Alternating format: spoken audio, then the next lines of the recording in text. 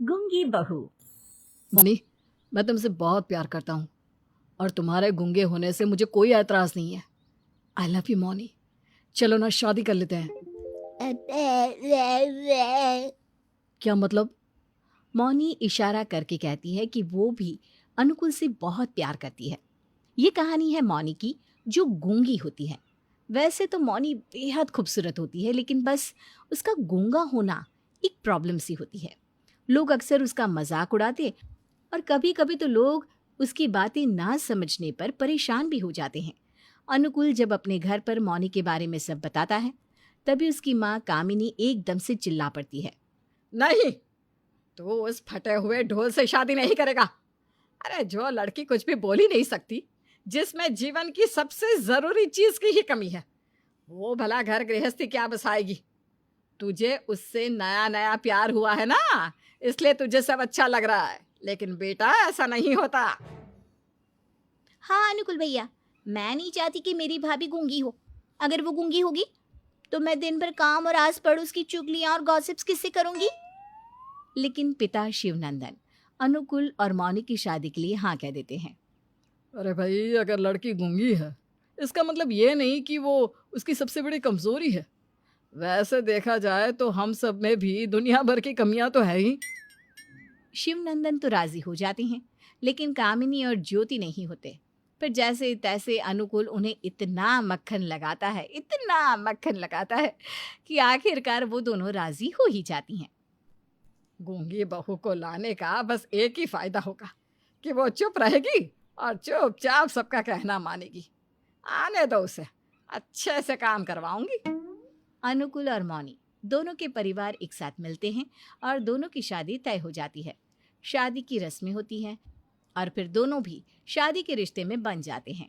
शादी के बाद तो सब कुशल मंगल चलता है, लेकिन धीरे धीरे अनुकुल मौनी से इरिटेट होने लगता है। मोनी, जरा बताओगी मेरी वो ब्लू वाली फाइल कहाँ पर है? मेरी ऑफिस की बैग कल रात को तुमने रखी थी ना अलमारी में, जल्दी बताओ। अरे बहुत गड़बड़ी में हूँ, बोलो ना। मौनी इशारा करती है कि उसे नहीं पता कि फाइल कहाँ है, और वो इशारों से ये भी कहती है कि अनुकुल ने उसे कल रात को कोई फाइल नहीं दी थी, बस ऑफिस का बैग दिया था।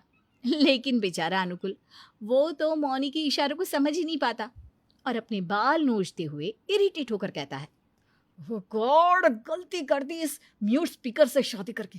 इससे बात करना मानो किसी जानवर से बात करना। बात करने जाओ तो कुछ रिप्लाई ही नहीं देती। प्यार तो है, लेकिन अब शायद वो प्यार भी धीरे धीरे इरिटेशन का रूप ले रहा है। मैं तो थकने लगा हूँ दिन ब दिन। इसे झेलना मतलब किसी एलियन या 2 साल के बच्चे को बेबी सिट करने जैसा है। क्या करती है कुछ समझ में ही नहीं आता, दिमाग हैंग हो जाता है। अनुकुल को खुद से यूं परेशान होते हुए देख मौनी को बहुत ज्यादा बुरा लगता है।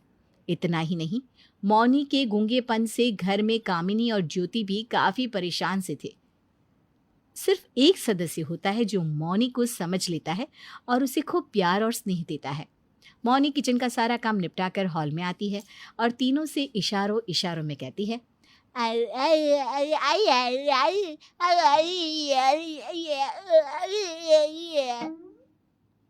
हे माता रानी, मैं तो चकरा कर गिर जाऊंगी इसके इशारों को समझते समझते। सीरियसली भाभी, आपकी फैमिली वालों ने आपका नाम एकदम सही रखा है, मानी। लगता है उन्हें बचपन में ही समझ में आ गया होगा कि आप यूं लाइफ टाइम मौन व्रत धारण करने वाली हो। डियर मौनी भाभी। चुप कर जाओ तुम दोनों। ज्योति, जा अपने कमरे में जाकर पढ़ाई कर। सेमेस्टर से एग्जाम आ रहा है और यहाँ दांत दिखा दिखा कर हंसी जा रही है। और जी, आप इस बंद माइक की साइड क्यों लेते रहते हो हमेशा? ये क्या आपको छुप छुप के पैसे देती है, हैं? जो आप इसके लिए हमेशा वकील बन जाते हो और अपनी वकालत शुरू कर देते हो। कौमिनी, बस।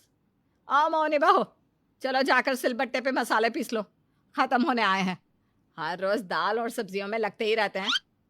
कामिनी अब मौनी से इतना काम करवाती है कि बेचारी बहुत थक जाती है, पर एक बेजुबान जानवर की तरह किसी से भी अपना दुख बांट नहीं पाती घर में। वो चाहे कितने भी बीमार क्यों ना हो, कितनी भी थकी हुई क्यों ना हो, लेकिन हर किसी की मदद करने के लिए घर में सबसे पहले खड़ी होती है और घर की सभी सदस्यों की हर एक छोटी से छोटी बात का ध्यान भी रखती। लेकिन घर में कोई उसकी इज्जत नहीं करता, सिवाय ससुर शिवनंदन के। जिस पति ने इतना प्यार किया, वो भी अब चिड़ के अलावा कुछ नहीं करता, बस ताने कसता रहता मौनी के गूंगेपन पर। एक दिन घर पर थोड़े मेहमान आते हैं, तभी मौनी उनके लिए नाश्ता लाती है और इशारों में उन्हें कहती है कि ये लीजिए, ये नान खटाई बिस्कुट लीजिए। आह, नान खटाई बिस्कुट्स, लगता है गर्मा गर्म फ्रेशली बेक्ड है।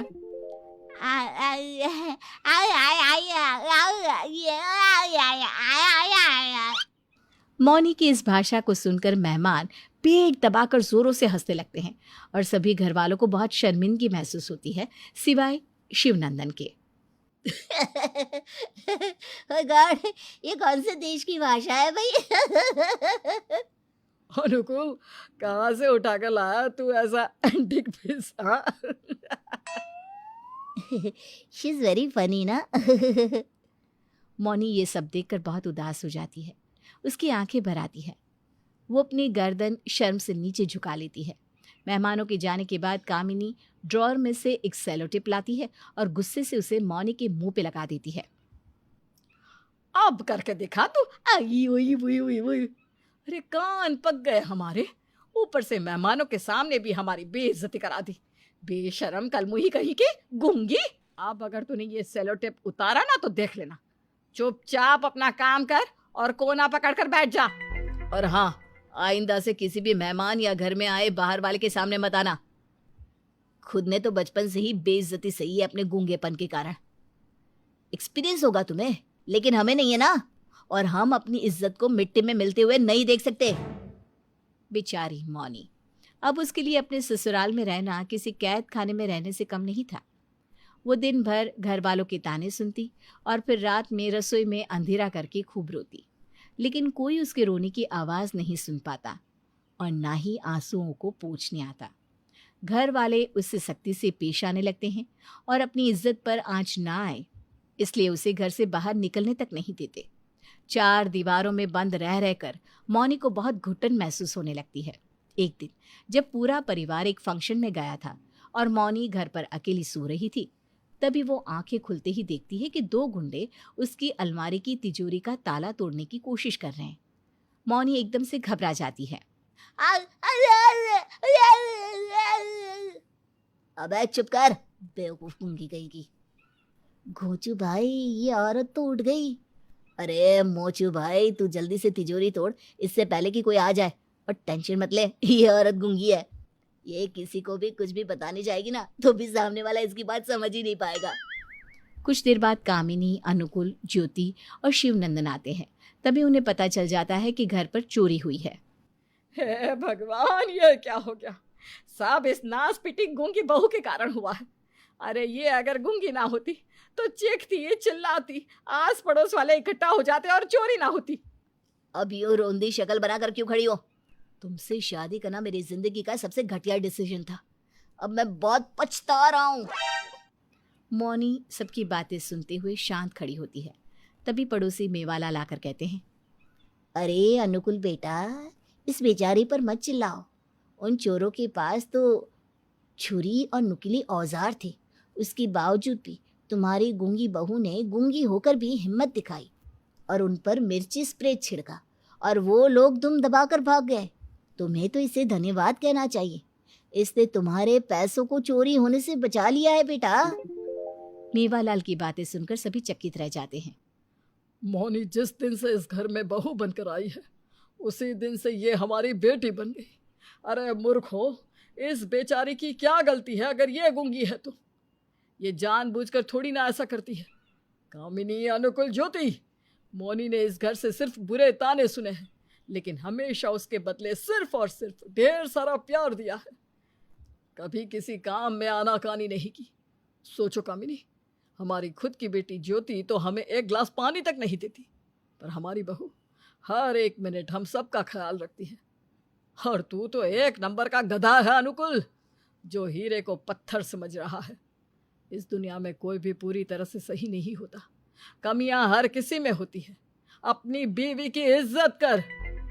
शिवनंदन की बातों को सुनकर सभी को शर्मिंदगी महसूस होती है और वो मौनी से माफ़ी मांगते हैं और उससे अच्छी तरह से पेश आने लगते हैं।